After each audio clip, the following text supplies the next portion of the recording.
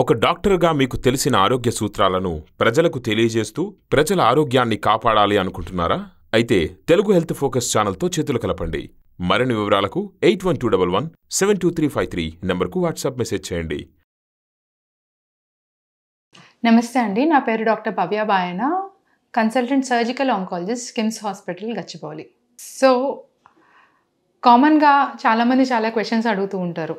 వాటికి ఆన్సర్ చేయడం మాకు రిలేటివ్గా సైంటిఫిక్ క్వశ్చన్స్ అడిగారంటే ఈజీయే. కాకపోతే కొంతమంది స్పెసిఫిక్గా పర్టికులర్ క్వశ్చన్ అడుగుతారు. అసలు క్యాన్సర్ ఎందుకు వచ్చింది నాకు, అంటే నాకు క్యాన్సర్ రావడానికి రీజన్ ఏంటి అనేది. దీనికి మీరు ఒక స్మోకర్ అవ్వనివ్వండి, ఏదైనా వేరే రీజన్స్ ఉన్నాయి, జెనెటిక్ ఫ్యామిలీ హిస్టరీ ఉంది, వీటికి ఆన్సర్ చేయడం ఈజీ. కానీ కొంతమందికి అంటే క్యాన్సర్ అన్న వెంటనే చాలామంది ఒక రీజన్ కోసం వెతుకుతారు. అంటే దేనివల్ల, దేనికి చేస్తే, ఎందువల్ల వచ్చింది, మేము ఏం చేసింది, ఏం తప్పు చేసాము, మోర్ ఆఫ్ మన చేతుల్లో ఏముంది, మనం ఏం చేయగలం, మనం ఏం కంట్రోల్ చేయగలం అనేది, మన చేతుల్లో అంతా కంట్రోల్ పోకూడదనే దాన్ని బట్టి ఆ థాట్ వస్తుందేమో మరి. సో ఆ క్వశ్చన్ని ఈరోజు ఆన్సర్ చేద్దాం. ఏంటి అంటే, కొంతమందికి ఫ్యామిలీ హిస్టరీ లేదు, అంటే మీ ఫాదర్ తరపున కానీ మదర్ తరపున కానీ ఎటు తెలిసినా సరే మీకు అటు 7 తరాల్లో ఇటు 7 తరాల్లో ఫ్యామిలీ హిస్టరీ లేదు. ఆర్ చాలామంది నేను ఇప్పటిదాకా అసలు హాస్పిటల్లో అడిగే పెట్టలేదు, చిన్న ఇంజెక్షన్ కూడా ఇప్పించుకోలేదు, నాకెందుకు వస్తుంది అని అనుకుంటారు. కొంతమంది ఫార్మర్స్ వస్తారు, లైక్ ఫిజికల్లీ అసలు వాళ్ళ ఫిట్నెస్ చూసామంటే, మేము సర్జరీ చేసేటప్పుడు కూడా వాళ్ళ మజిల్ని బ్రీచ్ చేయాలంటే ఎంత ఫోర్స్, ఎనర్జీ యూస్ చేయాలి వస్తుంది, అంత ఫిట్ ఉంటారు. ఇక్కడ జిమ్ములు చేసే వాళ్ళు కూడా they are no way related to them. అంటే అంత ఫిజికల్ యాక్టివిటీ చేసే వాళ్ళు కూడా క్యాన్సర్తో వస్తారు. ఆర్ కొన్నిసార్లు యంగ్ హెల్దీ, అంటే మీరు ఇప్పుడు చూస్తే modern very healthy food habits, అబ్సల్యూట్గా ఏమీ తినరు, లైక్ ఇది తినం, షుగర్ కట్ చేస్తాము, నాన్ వెజ్ తినరు, స్మోకింగ్ చేయరు. విమెన్ కూడా చాలామంది చూసే ఉంటారు మీరు, అసలు స్మోకింగే చేయరు, లంగ్ క్యాన్సర్ వచ్చిందంటారు ఏంటి అని. సో ఇలా చాలా క్యాన్సర్స్కి రీజన్ ఉండట్లేదు, అంటే ఎందుకు వస్తుంది అనేది రీజన్ ఉండట్లేదు. అది మనం ఎందుకు తెలుసుకోవాలి అంటే, మీకు క్యాన్సర్ వచ్చింది అన్న వెంటనే ఏదో తప్పు చేశాను నేను, ఆర్ మీకు ఎవరైనా క్యాన్సర్ వచ్చిన వాళ్ళు పరిచయం అయ్యారనుకోండి, తెలిసింది, ఇలా ఎవరైనా చెప్పారు ఫ్యామిలీలో కానీ చుట్టాల్లో కానీ, మాకు ఇలా క్యాన్సర్ వచ్చింది అంటే, మనం వెళ్ళి పక్కన మాట్లాడుకోకూడదు. అయ్యా వాడికి ఎంత చెప్పాను, వాడు రోజు బిర్యానీ తింటాడు, అయినా సరే అందుకనే వాడికి వచ్చింది.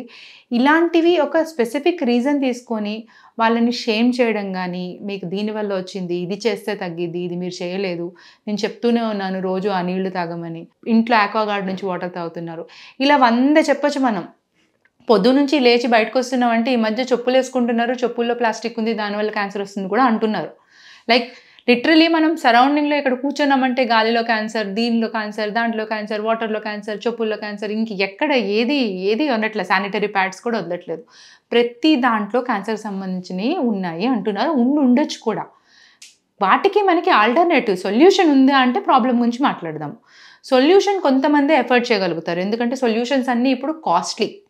లైఫ్ స్టైల్ మార్చుకొని మీరు నేచర్కి దగ్గరగా బతకాలంటేనే కాస్ట్లీ. ఇప్పుడు లేదు, నార్మల్గా ఇప్పుడు ఈ అడ్వాన్సెస్ డెవలప్మెంట్స్ అన్నీ ఎందుకు వచ్చినాయండి?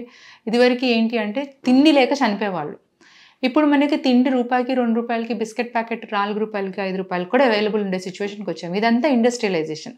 అంటే వేరే ప్రాబ్లమ్ని ట్యాకిల్ చేయడానికి వెళ్ళాం మనం. ఆ ప్రాబ్లం ఏంటి? కరువు. వాటి ట్యాకిల్ చేస్తూ ఎక్సెసివ్గా ప్రొడక్షన్ స్టార్ట్ అయిపోయి, ఇప్పుడు చీప్గా అవైలబుల్ అయిపోయి వేరే సిచ్యువేషన్లోకి వచ్చాము. ఎక్సెసివ్గా అవైలబిలిటీ ఉండడం వల్ల, ఓవర్ ప్రొడక్షన్ అవడం వల్ల దానికి సంబంధించి ప్రాబ్లమ్స్ ఫేస్ చేస్తున్నాము. ఇప్పుడు మళ్ళీ మనకు రిటర్న్ వెళ్ళాలి, అన్నీ న్యాచురల్గా చేసుకోవాలి, అన్నీ చేయాలి అంటే ఇండస్ట్రీ పరంగా అది సస్టైన్ అవ్వదు, సర్వైవ్ అవ్వదు, వాళ్ళకి రా మెటీరియల్ రాదు, అవి లేదు. అలా చేయాలి అంటే మేము రిఫైన్డ్ ఆయిల్ తాగొద్దు అంటాం. సింపుల్గా నేను చెప్పడానికి చాలా ఈజీ, కానీ చాలా వీడియో చూసేవాళ్ళు రిఫైన్డ్ ఆయిల్ మానేసి ఈ గానుగ నూనెకి వాటికి షిఫ్ట్ అవ్వడం ఎంత కష్టం. ఒక్క బాటిల్ లీటర్ ఆయిల్ కొనాలంటే మీకు గానుగ లీటర్ లిటరలీ 500 నుంచి 600 వరకు అవుతుంది. ఒక ఫ్యామిలీకి నెల ఇంత ఆయిల్ కొనుక్కుంటూ, ఆర్గానిక్ ఫీడ్స్ కొనుక్కుంటూ, ఆర్గానిక్ వెజిటబుల్స్ కొనుక్కుంటూ సస్టైన్ అవ్వాలనేది అందరికీ పాసిబుల్ కాదు. కుదిరిన వాళ్ళు, ఎఫోర్డబుల్ అయిన వాళ్ళు, కుదిరిన వాళ్ళు చేసుకోవడంలో తప్పు లేదు. అలా అని చెప్పి అందరూ అదే చేయాలని చెప్పడం నా మూర్ఖత్వం అవుతుంది. సో మీ చేతుల్లో ఎంతవరకు ఉంటే అంతవరకు చేసుకోండి. అండ్ క్యాన్సర్ మరి ఏం చేసినా వస్తుంది అంటున్నారు కదా, ఇంకా మేమెందుకు ఏం చేయకుండా ఇలా మా ఇష్టం వచ్చినట్టు ఈ మాత్రం దానికి. సేమ్ ఒక ఎగ్జాంపుల్ ఉంది, మా డాడీ వాళ్ళ ఫ్రెండ్, ఆయనకి 70 సంవత్సరాలకి హార్ట్ అటాక్ వచ్చింది. ఆయన ఆయన ప్రీవియస్ హిస్టరీ చూసుకుంటే స్మోకింగ్ చేయడు, ఆల్కహాల్ తాగడు, బాగా నడుస్తాడు, సేమ్ ఇట్లానే మీరు ఏం చూసినా సరే నాన్ వెజ్ తినడు. నాకు హార్ట్ అటాక్ రావడం ఏంటి ఇంత చేసిన తర్వాత అని చెప్పి రికవర్ అయిన తర్వాత స్టెంటింగ్ వేయించుకున్నాక వచ్చాక మందు తాగడం స్టార్ట్ చేశారు ఆయన. ఇది ఒక యాటిట్యూడ్ ఉంటుంది.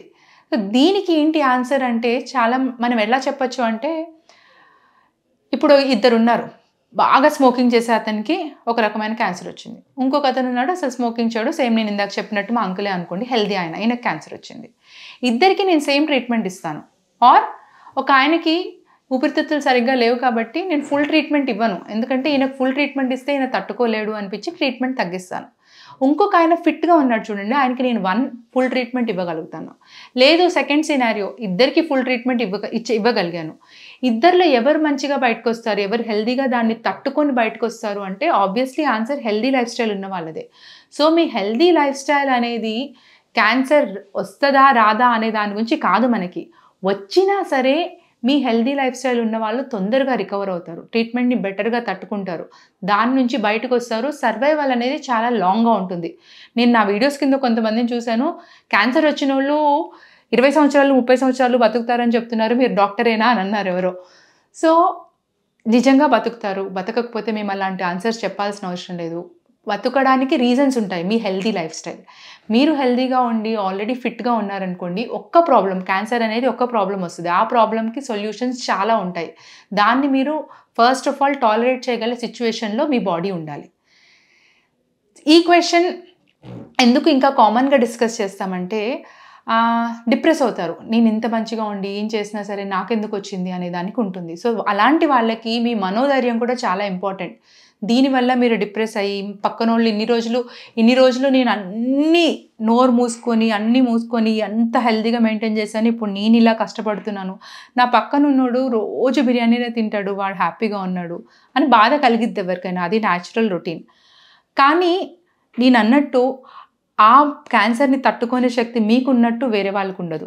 సో క్యాన్సర్ రాకుండా ఉండడానికి ఏమేమి చేయాలి అనేది ప్రతి ఒక్కరు తెలుసుకోవాలి, కుదిరినంత మటుకు ఫాలో అవ్వాలి.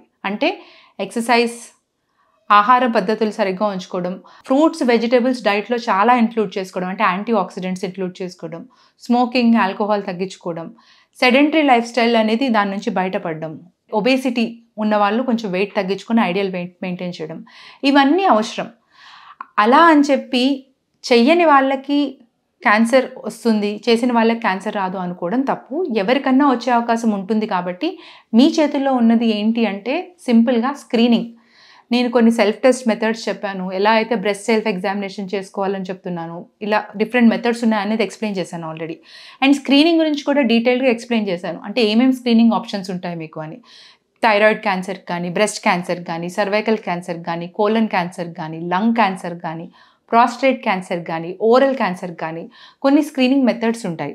అంటే మీకు క్యాన్సర్ రాకముందే దాన్ని పట్టేస్తారు. ఆ పట్టేసేటప్పుడు కూడా మేము ఎలాంటి వాళ్ళకి చెప్తామంటే 40 సంవత్సరాలు పైబడిన వాళ్ళు చేయించుకోండి అని చెప్తాం. అంతేగాని 40 సంవత్సరాలు పైబడి స్మోకింగ్ చేసే వాళ్ళే చేయించుకోండి, 40 సంవత్సరాలు పైబడి పిల్లలు లేని వాళ్ళే చేయించుకోండి అని చెప్పము, జనరల్గా చెప్తాము. ఫ్యామిలీ హిస్టరీ ఉండి వాళ్ళకి క్రైటీరియా అనేది మారిద్ది.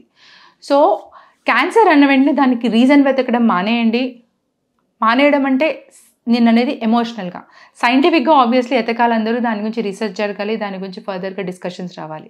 కానీ మీరు ఎఫెక్ట్ అవుతే అది ఎందుకు జరిగింది అనే దానికంటే నాకే ఎందుకు జరిగింది అనేది ఆలోచించడం మానేసి, నాకు జరిగింది, నేను దీని నుంచి ఎంతవరకు బయటికి రాగలనని మీరు ట్రై చేయాలి.